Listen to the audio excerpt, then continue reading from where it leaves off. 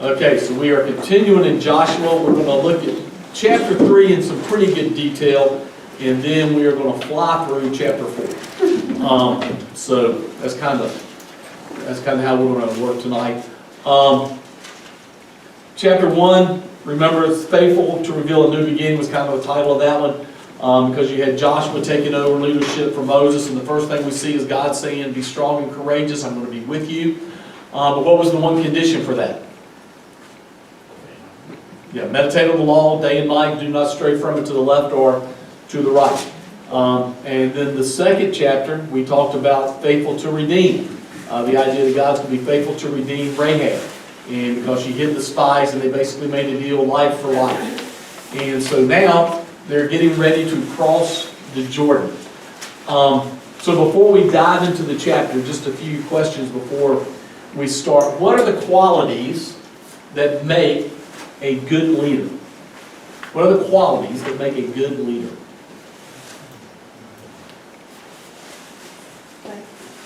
Faithful, all right.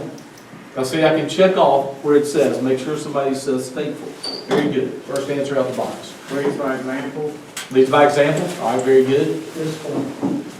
Discipline, all right, very good. Listens to God or seeks God. Okay. Anything else? Delegates. Delegates, yep. Organized. Organized, all right. I would say motivates. All right, very good. Now, here's the next question. What are the qualities that make good followers? Same. In order to be a good leader, you have to be a good follower. Okay. So to be a good follower, do you have to be a good leader? I would say that, yes, that's what we were taught. Okay. Obedience. Obedient, okay. Good listener. Good listener, all right. Loyal. Loyal, all right. I would kind of have a team spirit, together, working Okay. together spirit. All right, very good. I like to add one thing to it. You gotta look at the well-being of your subordinates. Okay. Very good. Yeah, the idea of unity march, I think that's really important. We don't always think about that, but being a sports fan, it really is. You just see, again, I'm getting older, but you see teams through the years that are just loaded with talent, but they're not a team. And it is something different to be a team and to be for the common good. And that is normally the difference. Now, let's think about Israel, where they're at, right? So Israel's come out of Egypt. They have rebelled against God, except for Joshua and Caleb. That generation's passed. Now they're finally ready to go into the promised land. So given their experience, how important for them in particular is leadership? Extremely.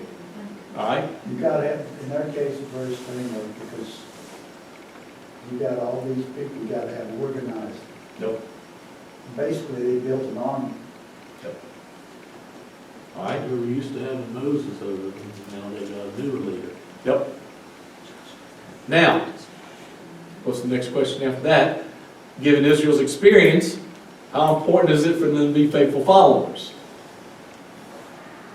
Right? Because that's where the challenge was before, right? Because we would say Moses is the good leader, right? Which one of the characteristics? So when they say Moses was the most blank, one of the most blank men, what's the word that goes in there? It actually is in the Bible. He was one of the most humble. So Moses was considered one of the most humble men. And so they had a great leader. And did they listen very well? No, that's how they ended up 40 years in the desert, right? And they ended up wiping out a generation. So anyway, so that's kind of just one thing about that leadership as we go into what's going to happen now when we move into the next part. So we'll pick up in chapter 3, verse 1. Joshua started early the next morning and left the Acacia Grove with the Israelites. So this is remember he told them to get prepared, the spies had gone out, now they're ready to go. So they get the next morning, they go, they went as far as the Jordan, stayed there before crossing. After 3 days, the officers went through the camp, commanding the people When you see the ark of the covenant of the Lord your God carried by the Levitical priests, you are to break camp and follow it. But keep a distance of about 1,000 yards between yourselves and the ark. Do not go near it, so that you can see the way to go, for you haven't traveled this way before. So, okay, so we're going someplace. What's been leading them, by the way? What have we been following? Cloud. Pillar of cloud by day, pillar of fire by night, right? So now they're saying follow the ark, which is the presence of God. Their trip, the trip that they just took would have taken about 11 days. Now it took them how long? About 40 years and 11 days. But it took what it takes. It's about an 11-day trip when you're trying to travel with a large crowd that they had. It's 177 miles. So to put that in perspective, it is 182 miles from South Boston to the Washington Monument. So basically they had to walk to the Washington Monument. With kids and animals and tents and everything that you own. So 11 days is about how long it would take to do that, it's believed. So that's kind of the trip that they took. Let's see. Who are, in this story, who are the leaders that we see? Joshua. Officers. Who else? The priests. The Levitical priests. That's right. So we got some. So if they're the leaders, who's going to be the followers? All right, everybody else. So they're going to follow it. Again, got a good. It's a fairly lengthy trip. So now Joshua told the people, consecrate yourself, because the Lord Yahweh will do wonders among you tomorrow. So all right, we're going tomorrow. You're going to see great things, and so you want to consecrate yourself, prepare to be. To see what God's going to do tomorrow. Then he said to the priests, carry the Ark of the Covenant, go ahead of the people. So they carried the Ark of the Covenant and went ahead of them. By the way, 1,000 yards. I couldn't think of a good illustration for 1,000 yards, but I'm sitting there thinking, if I stand at one end of one goal line and look at the other goal line of the football field, I've got to do that 10 times. I mean, that's the closest they can get to the ark that they're supposed to follow. That to me just, so that's God is saying don't get too close, right? I mean he didn't even say 100 yards. He said 1,000 yards is as close as they are supposed to get. At the eyesight, at the edge of the eyesight. It's probably pretty close to it. I mean it's a good ways away. So My Bible says half a mile. half a mile. Okay, there you go. So that's a good distance to be away from, to follow somebody. Half miles, especially when he goes, you haven't been this way before, so make sure you follow. But make any fine turns. yeah. Well, I will tell you, I'll go ahead and say it now, so that I want to say it later. But I've always, this is, because I picture weird stuff. I think I know that by now, right? I had weird things go through my head, especially when I was a kid. And I would read a story like this. And so I think about it like the radius of a circle.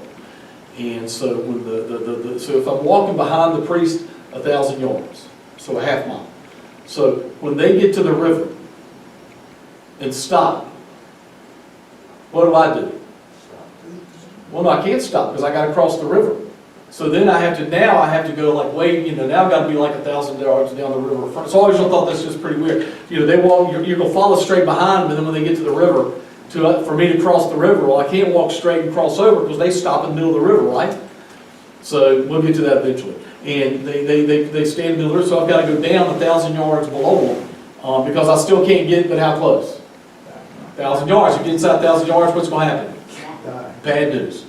So anyway, just always kind of weird, again, the weird things I wrestle with when I go through stories. All right, so they're going to consecrate themselves. What does consecrate mean? Set apart, sacrifice. All right, I hate to read to people. I apologize. She likes to read. But there are times. There are times that it's necessary. So I just, again, the material they give you, some of it's really good. So I do want to take just a minute to read through this. Let an explanation. Yeah, I was going to say, it's easier for me to read it than it is to try to explain it. All right, Joshua 3:5, Joshua told the Israelites to consecrate yourselves because the Lord will do wonders among you tomorrow. God's presence for the wonders he would do required the people to set themselves apart. Strong's Concordance includes sanctify prepare, dedicate, and separate as words to define consecrate. The Israelites prepared themselves for what God was going to do among them. And even though they would be at least 2,000 yards away from God's presence, that's just 2,000 yards away, consecrating is something believers are called to do today. However, however we consecrate, we should focus on being cleansed with the living Word and separating ourselves from sin. As Paul writes in Colossians 3, 8-10, "But now, put away all the following: anger, wrath, malice, slander, and filthy language from your mouth. Do not lie to one another, since you have put off the old self with its practices and put on the new self. You are being renewed in knowledge." By the way, it amazes me how many times in the Bible we're told we're renewed in our mind, renewed in our knowledge. You are being renewed in your knowledge according to the image of your Creator. Our partnership as consecration requires believers to trust and to follow our faithful leaders. And then our one, especially our true faithful leader in Jesus Christ. And again, that's what we see in Romans. We are to be holy. I urge you, brothers, if you are God's mercy, to offer yourself as a living sacrifice, holy, set apart, and pleasing to God. It's our spiritual act of worship. Now, here's the quiz portion of tonight. What is in the Ark of the Covenant? 10 Commandments. All right? So the 10 Commandments remind us of God's proclamation. Aaron's budding staff reminds us of God's power. Remember, that's when they challenged who was going to be the leaders because they were tired of being Aaron, and God said, let's put the staffs out here, and only one of them budded, and it was Aaron, so Aaron's budded staff fit in there. Which, by the way, it couldn't be but so long if it's fitting in the ark. The ark's only so big. But anyway, and there was one other thing. Jar of manna. A jar of manna, right, which reminds us of God's provision. You can tell it's a Southern Baptist put together because it's God's proclamation, God's provision, and God's power is how they broke it out. I only say that because I was in a meeting yesterday for the National Day of Prayer, and we were kind of going over the order of worship for that day. And by the way, if you get a chance, we're doing it different this year. It's going to be 3 times: morning, breakfast, lunch, and supper. And we're doing it at the Country Club. So I hope you'll join us first Thursday at night. And there was one part of it, and so I kind of alliterated it to put together, and somebody goes, oh yeah, you're the Southern Baptist because you got to alliterate it. So it's what we do. But anyway, so that's the 3 things in the ark. 10 Commandments, manna, Aaron's rod, all to be reminders of what God had done while they were in the wilderness. Lord spoke to Joshua, verse 7. Today, I will begin to exalt you in the sight of Israel, so they will know that I will be with you just as I was with Moses. Command the priests carrying the Ark of the Covenant, when you reach the edge of the water, stand in the Jordan. How important do you think these promises were so the ones that we just read that God made to Joshua, how important do you think these promises were for installing confidence in Joshua? Right? Affirmation is always good, right? If you're doing something new, you're doing something hard, doing something different, affirmation is always good. We like for God. I remember there was, in November 8th, 1998 was when I was called specifically, and that's the day that I mark as the day God confirmed His call for me into ministry. I would not go to seminary until the next fall, so I had a long period of time. And generally, when you have to feed your family, and Barbara was home with the kids then, I was the only one working. You really can't tell your boss you're going to leave in 9 months because they might do what? That's right. And find your replacement really quick, right? And so we had to keep it quiet for a fairly long period of time. It was amazing during that period of time. And by the way, just as another aside, my dad's pastor, he knew because he helped me with he had helped me go through seminary, some stuff with my doctorate degree. And so he knew what was going on. Obviously my parents knew. And he told my parents, he goes, no way he'll keep it quiet that long. And it got till May when I had to go to the church. It was under wraps. However, there were probably a half dozen people that would walk up to me at church and go, is God calling you to pastor? Is God calling you to preach?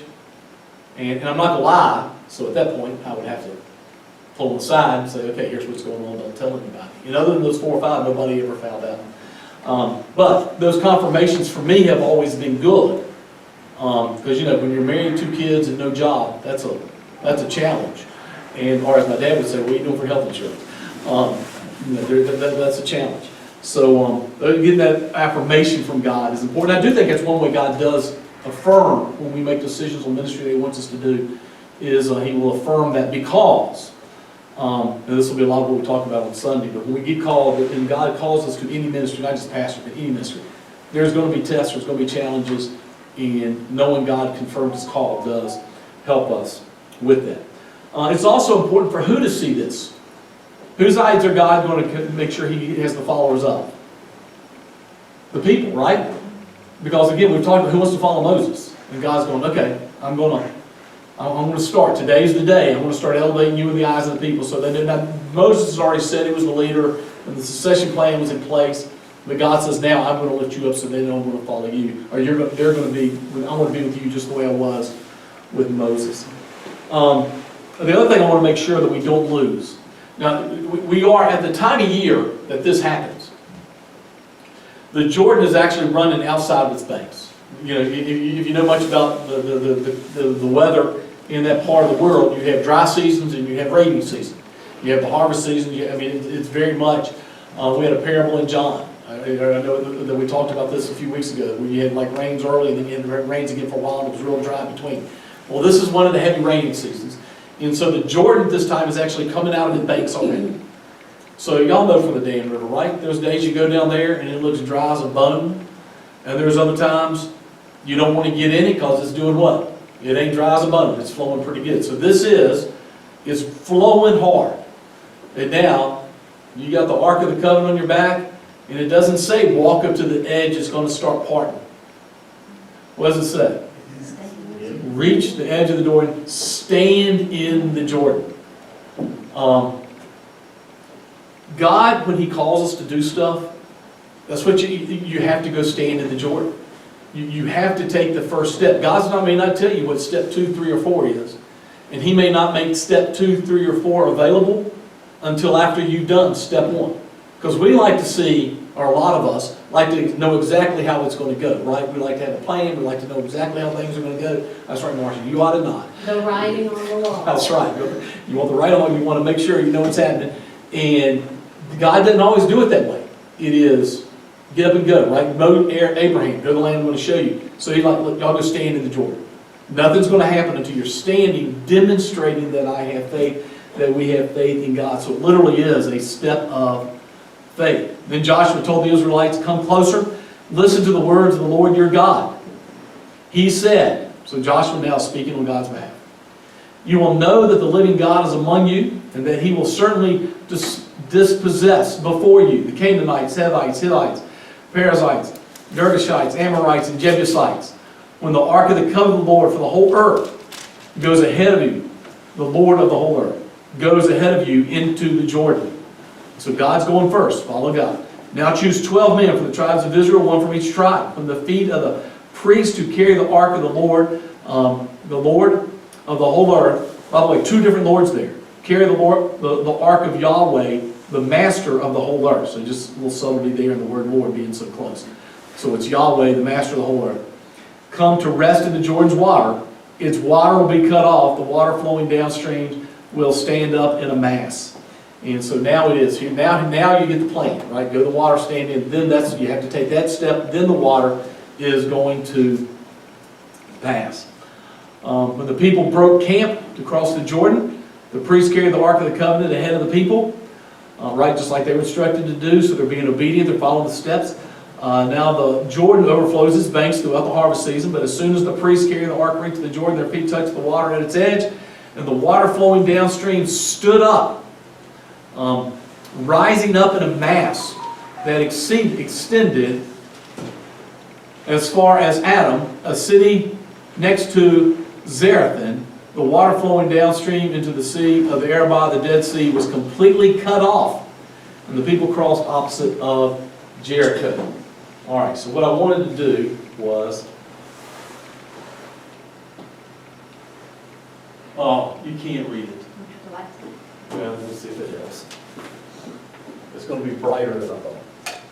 Oh, you can at least tell. Okay, so,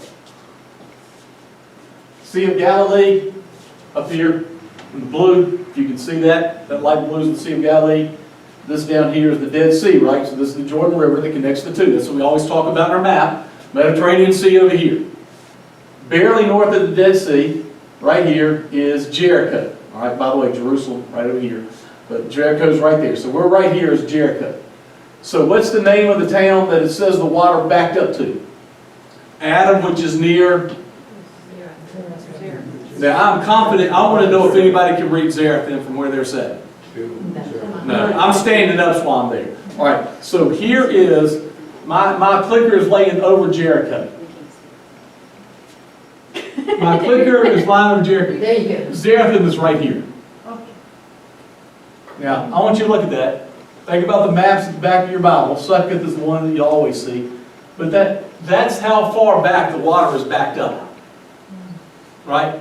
I think it's overflowing its banks already. And now it's going to stand up. And it's not just standing up from here to South Boston.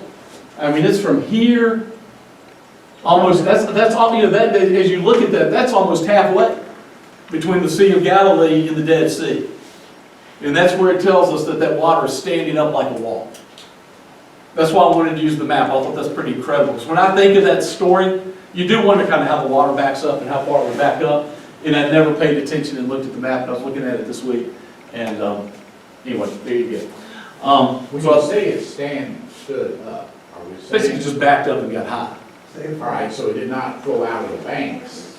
Well, it probably went out, went out the bank some to the sides too, because I think it talks about that. So it was, It covered everything going back up. yeah, but it also would, and I think it also went up in the air, and that's why it made the walls going up. So yeah, I think it would be, Ten Commandments. yeah. Well, that's say Sissel but Amir. But the other thing about that is how is God showing the power of Joshua? What was one of the first great miracles? Once you got past the plagues to get out of Egypt, what's the first great miracle? Part of the Red Sea. So what do we have now? And it's not like it was the Jordan where we had just a little bit of water in it. It's not like crossing the damn river down here right now. It's at the worst part of the year, and it's standing up, and there's enough water to flow back. And I always wondered about like the ridges, because if you look at again, you can't see this map good. You can see it good on my computer, but you can tell that it has like some topography stuff on there, so you can tell it also probably filled up that valley pretty good. You would have had some mountain ranges to hold it in. But it's a supernatural event, so who knows exactly what it looked like, but there was no water to back up to there. My question is, imagine when that let loose and started going the other direction. It'd be like if you were in California, you could all of a sudden turn water loose to go down the rest of the state. Sorry. When you see it in a movie, they have the chariots and all like that, that's chasing them, still like that when it turns loose. Well, that's and one of my favorite parts of that is a lot of people like to say it was, and indeed in the Hebrew, it looks more like Reed Sea than Red Sea. The way it's written, there's some, you know, when you're handwriting stuff. So people say it should be the Reed Sea instead of the Red Sea. They also didn't write with vowels, so if all you get is the R and the D is at the Reed Sea or the Red Sea, because you don't have any vowels to tell you. And the Reed Sea was very small, so people would say, well, that really wasn't that big a sea because they could have gone across. It was more marshy than it was, you know, not the sea so building it. But here's the problem: is let's say the cynics are right and it's the Reed Sea and it's not very deep. Then somehow that little tiny sea that they crossed jumped up and flooded all the Egyptians because all the Egyptians died. So you got to pick your poison. Either God created a bunch of extra water to drown the Egyptians, or it was the Red Sea and it was big enough to drown them. So either way. Well, they found items in the bottom of the Red Sea. Okay. So anyway, but that historically has been one of the arguments that's been read. But anyway, just picturing that much water, that's actually one thing about it. As many flaws as there are in the Ten Commandments, that's one of the great scenes, is just to see how that will get, even if it's only one direction here with the river, that it backs up that much. It's just an incredible Another case where work. we try to over-explain something. Yes. Yeah. All right, so the Dead Sea was completely cut off. The people crossed opposite Jericho. The priest carrying the Ark of the Lord's Covenant stood firmly on dry ground. And by the way, dry ground on the Jordan with while all Israel on dry ground to the entire nation finished crossing Jordan. So it stays that way. And it says dry ground twice. There's also, speaking of silly debates, is this idea of, does the word dry there mean like literally dry, or does it mean like it's a little washing in golf? You can actually get if you mash your foot down and you see water, it's going to play a lot. That's, some people say that's what it means by dry, it was still squishy. Other people say, no, it's completely dry. And my answer is, what difference does it make? They were able to cross over.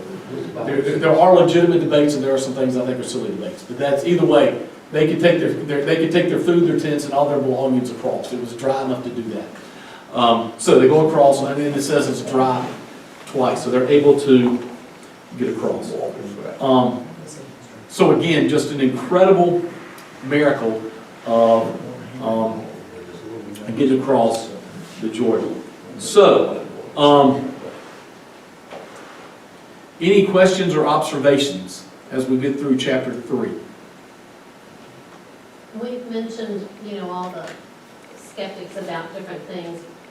My thoughts are with all the masses of people in human nature, and we know they fussed at Moses a lot and complained, a lot.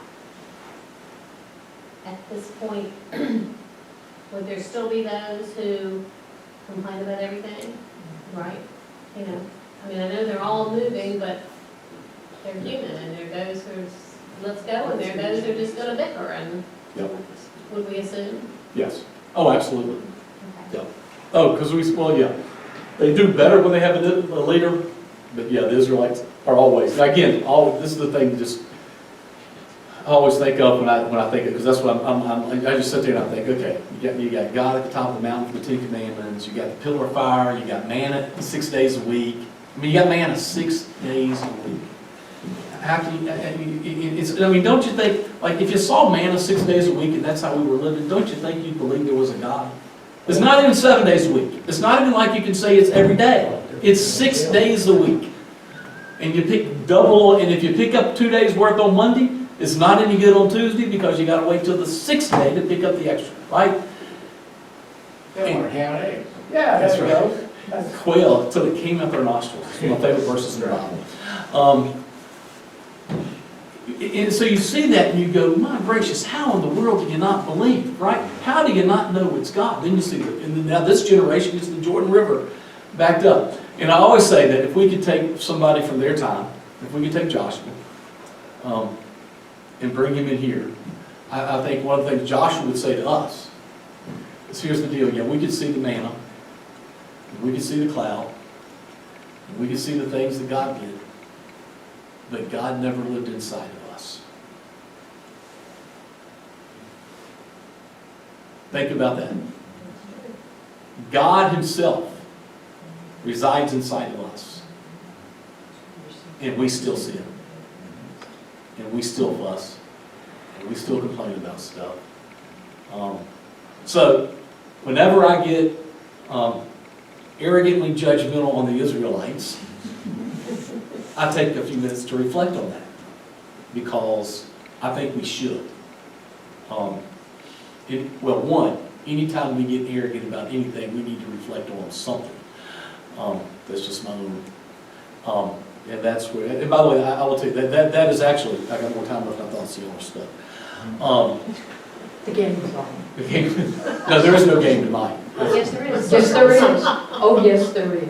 Okay, It's our game. there's no game I care about coming Okay. up tonight. Just to be clear. 3 o'clock. My game is 8 o'clock tomorrow night. Okay. So I'll be done by 8 o'clock tomorrow night. What was that, Barbara? Happy life, happy wife. I think it's backwards. Yeah. Happy wife, happy life. So, Keep that in mind. anyway. Gracie, now y'all got me. Oh, so the two things that I check myself on, or try to, just mentally try to check myself on. One is when I start thinking, why would you do that? Why can't you live? Why can't you see? Right? Because we have people in our lives like that. Then we're like, can't you see how God's working in your life and it doesn't seem to help them make better decisions? Or am I the only person that have family members? Some of them just don't see it. That's right. And we're just like, how do you not see it, right? So the first thing I do is I remind myself of the Israelites. And, don't be arrogant because I've got the Holy Spirit inside of me and I should be able to. But it's also when somebody offends me. Now, every once in a while you get offended. Y'all may never get offended. Just get behind us. But I just, I'm getting better. But when you get mad at somebody or so, you feel like somebody's wronged you, right? And then you start to dwell, right? Because that's the worst. Because you get a little bit angry, and then it does this, and then it does this, And so when I feel myself doing this, is what that person did wrong to me anywhere close to the sins I have committed against Christ? Reflect on that for 5 minutes, and this is going to do this. And that means seriously, that's how, when I start to get mad at somebody, and I start to bubble up, that's what I do.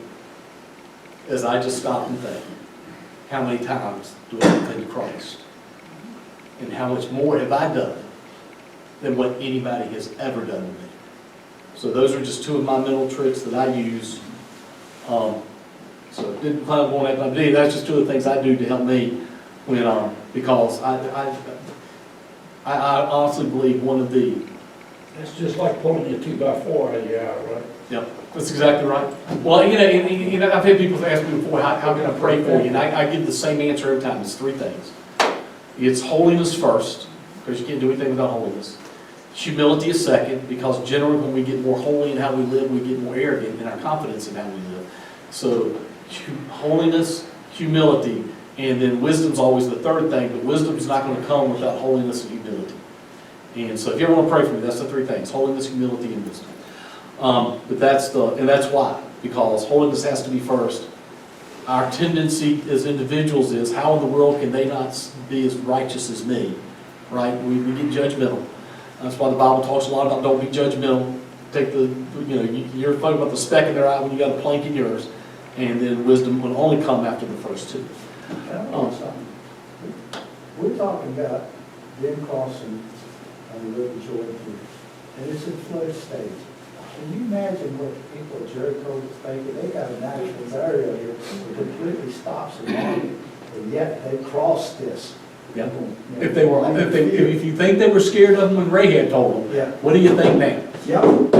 No, it is. That's it. That's why it tells us it's the flood stage and in that time of year. So, very good. Any other questions about chapter 3? All right. Chapter 4. I've actually got time to read. I wasn't planning on reading because I thought it was going to take us long to get through chapter 3. All right, after the entire nation had finished crossing the Jordan, the Lord spoke to Joshua. Choose 12 men from the people, 1 man from each tribe, and command them, take 12 stones from this place in the middle of the Jordan, where the priests are standing, carry them with you, set them down in the place where you spend the night. So Joshua summoned the 12 men. He had them select from the Israelites, 1 from each of the tribes, said to them, go across to the ark of the Lord your God in the middle of the Jordan. Each of you lift up a stone on the shoulder, 1 for each of the Israelite tribes, so that they this will be a sign among you in the future. When your children ask you, what do these stones mean to you? You should tell them, the water of the Jordan was cut off in front of the ark of the Lord's covenant. When they crossed the Jordan's water was cut off. Therefore, these stones will always be a memorial for the Israelites. So, a couple of key things that go on is 1, to have memorial. To have something that reminds you of something that God has done. It's good to have stuff that reminds us of stuff. It does not be, you can't let it become an idol, right? Eventually they had to kill the bronze serpent because it became an idol. You don't want to be an idol, but you want it to be a marker, a reminder. So it's good to have stuff that just reminds you of what God's done in the past. Now, I will tell you, if you've ever done Experiencing God, anybody ever done Experiencing God? One of my favorite things about Experiencing God is that one of the things you have to do one week is it asks you, if you've never done this, I'd encourage you to do it because I know it helped me. Is to go through your life and just think about what are the spiritual markers in your life. Where are the big picture things? Not normal, God does small. Where is it that you said, yes, I know God on this day? Where is it that I can remember God doing this? Where is it, and I can tell you, for me, it was salvation when I was in 3rd grade. There was a time when we had a covenant renewal team come when I was in junior, senior in high school. It was sitting with Joe Carruthers teaching a Sunday school class when we were at Main Street Baptist in Christiansburg, and it was my call to ministry. And so my call to ministry came during Experiencing God and Master Life. And so when I was doing Master Life and Experiencing God and going back and looking, those were the big ones that I looked at. What are those markers where you know that God really turned you closer to Him and made a significant change in your life? And it's good to remember those things. So just take time to sit down sometime and think, what are if I had to pick the 3 or 4 major times in my life that I know God was calling me to Him, calling me back to Him, what are those? And so God said, and now this goes to the next step. Now we're going to do the memorial. Why? What's the purpose of doing this memorial? Educate the young remember. Teach the children, right? Not just you remember, because you're probably going to, if we can see the wall, however that looked, we see the water, find out it's backed up, however far it was backed up. I'm confident I'm not going to, I can remember, I can tell you right now, there's a bridge in Fayetteville when Hurricane Matthew came through, and the water came up to within about 8, in fact they closed it because it got up so high. When we went back across it, it was about 8 to 10 feet from the top of the bridge, and normally it's about 40 plus feet down to that river. And you see that much water, I won't ever forget what that looks like, right? So they're going to remember that. What we need you to do is to tell your kids because they didn't see it. And they need to remember the power. And that's the other thing we need to remember is we need to share spiritual markers. We need to share important moments where we see God work and share them with our children so that they know that God's powerful and what God's done. Not just in the Bible, because we can read those stories, but what God's done in my life and why that's important. So that's part of why they're setting these apart, or that is why they're setting these apart. So the Israelites did just as Joshua commanded them. 12 men took stones from the middle of the Jordan, one from each of the Israelites' tribes. I love how many times they remind us. It's one for every tribe. Just as the Lord had told Joshua, they carried them to the camp, set them down there. Joshua also set up the 12 stones. Now this, okay, it is fascinating. The story of Cornelius. You remember the story of Cornelius and Peter? Right? So the story happens, then they tell you the story happens, and they tell you the story happens again. It's like over and over and over. Same thing here. It's just boom, boom, boom. Same story over and over. Why does God do that? Right? You re-emphasize something to make sure you know what's important. So again, all this is important that they did that. Joshua also set up 12 stones in the middle of the Jordan, where the priests who carried the Ark of the Covenant were standing. The stones are still there today. I got lots of questions about that. We won't chase that rabbit. I got lots on that.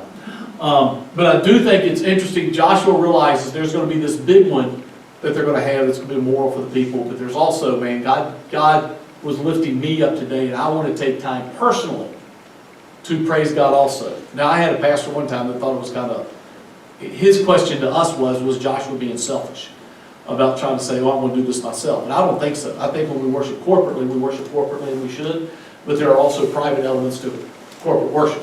And so we should be worshiping privately as well. So Joshua, in addition to us thanking God as a nation, which we should, I'm also thanking you personally, which we should. But I got lots of questions about that.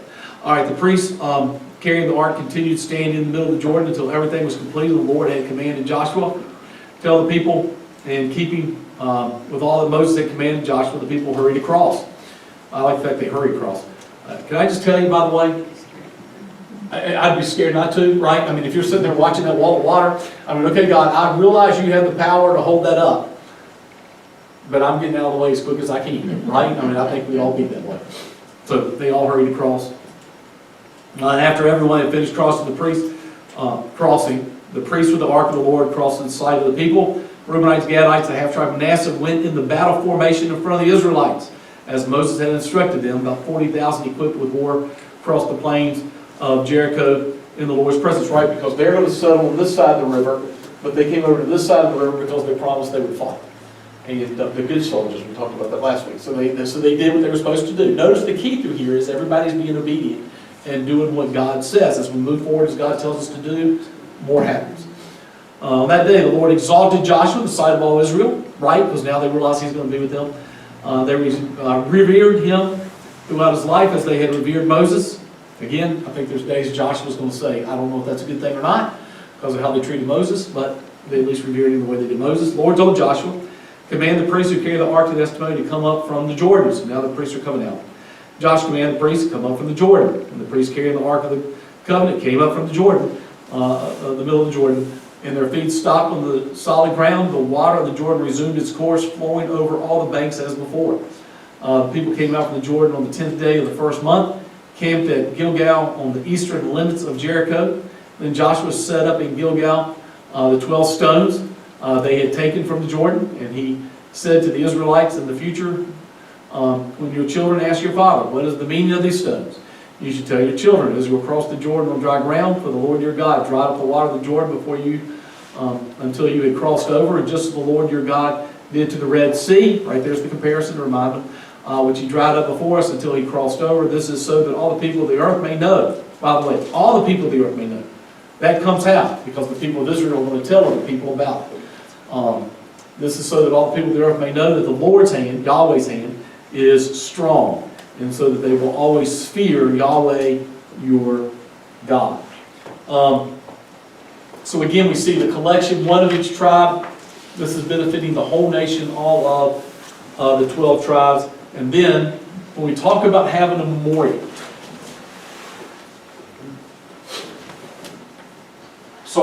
quiz part 2.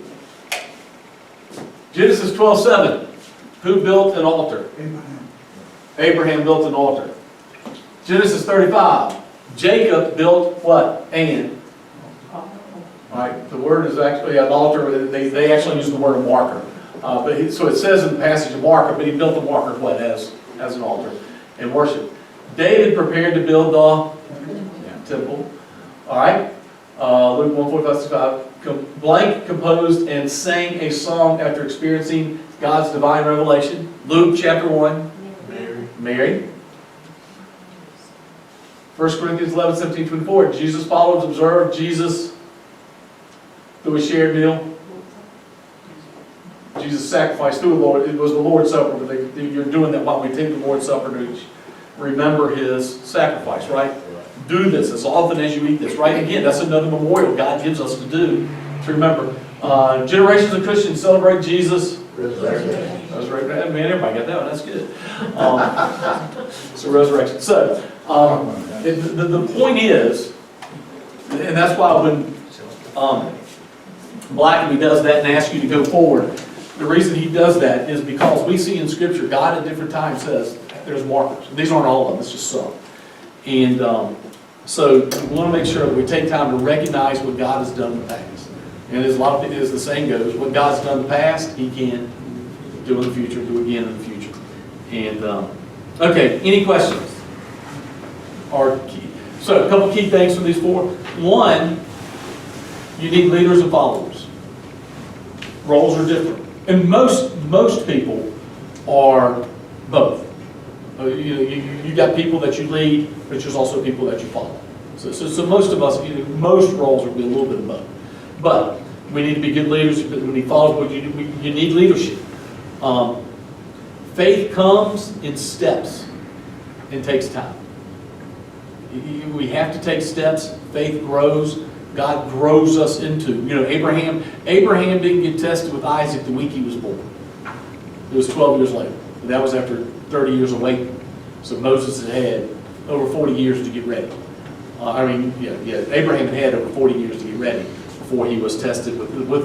Because that's the test, right? That's the final exam. The rest of those things are pop quizzes. That was the test. Remember the past.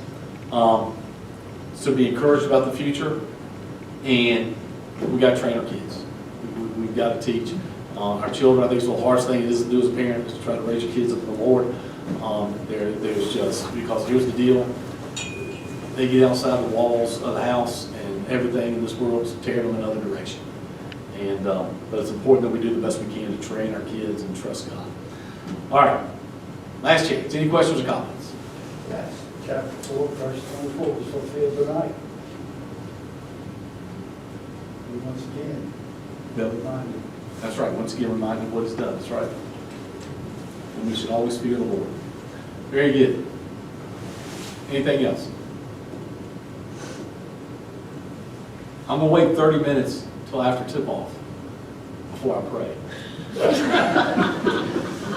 All right, let's pray. Dear God, we come before you tonight to praise you as God. And thank you again for the chance we have to look at your word. Lord, just trying to picture these things in our mind can be hard. Because we ask questions about some stuff that matters and some of it doesn't. But you give us discernment on those as we work through it. But God, we just pray that we will remember what you have done. Remember the promises that you have made, because this is all based on the promises you made to Joshua before. There's covenants and promises. There's you following through. And so there's us trusting you as we move forward. So God, we just ask that tonight will encourage us to trust you as we move forward, as we serve you, as we face trials, as we face challenges, as we face opposition. Let us trust you more than we ever have. It's in the name of Jesus Christ we pray. Amen.